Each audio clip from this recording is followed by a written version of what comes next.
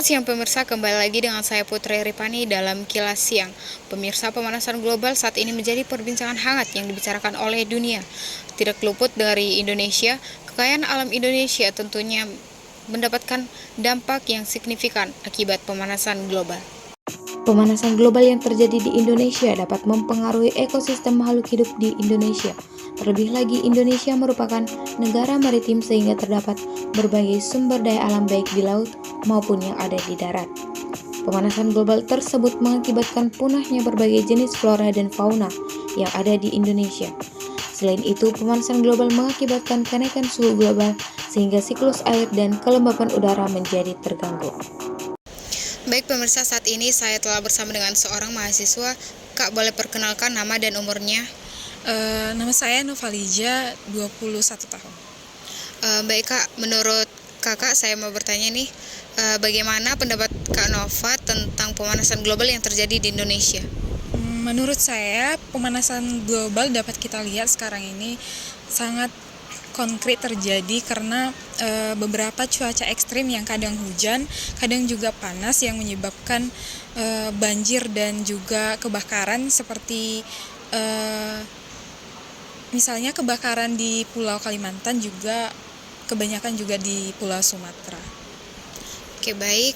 Menurut Kak Nova, sebagai mahasiswa apa yang bisa kita lakukan untuk mengurangi atau mengatasi pemanasan global ini semakin parah?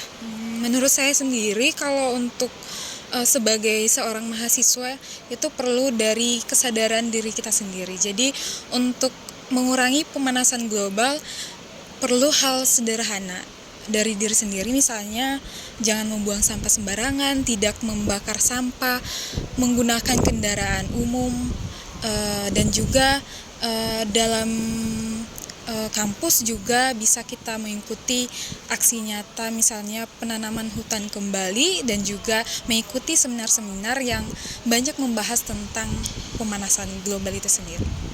Oke, baik Kak. Terakhir, bagaimana menurut Kak Nova tentang peraturan pemerintah yang sudah menangani tentang pemanasan global? Sejauh ini peraturan pemerintah sudah sangat cukup baik dan juga merata menurut saya. Namun perlu adanya kerjasama dari berbagai pihak atau sektor supaya program dari pemerintah tersebut dapat terlaksana dengan baik, dan juga perlu aksi nyata dari berbagai pihak itu sendiri. Baik, saat ini saya telah bersama dengan narasumber yang kedua. Boleh perkenalkan Kak nama dan umurnya?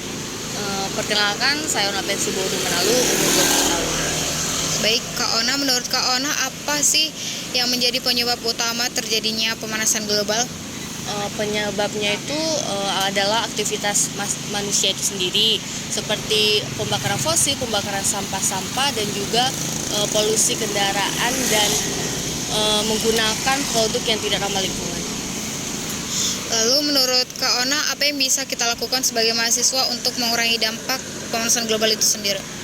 Mungkin langkah awalnya itu ya dulu kebiasaan kita sendiri, seperti menggunakan kendaraan transportasi umum, sepeda, dan juga berjalan kaki, dan memilih produk yang ramah lingkungan dan memakai plastik yang sekali pakai, yang mengurangi plastik yang sekali pakai.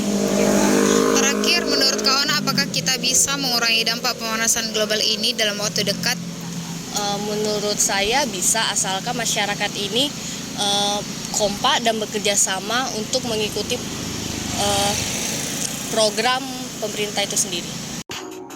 Mengurangi penggunaan bahan bakar fosil seperti minyak bumi, menggunakan energi yang ramah lingkungan, mengadakan seminar, kampanye, dan ataupun sosialisasi, menghemat penggunaan listrik, dan mengurangi penebangan liar merupakan langkah yang dapat kita lakukan untuk mencegah atau mengurangi efek dari pemanasan global.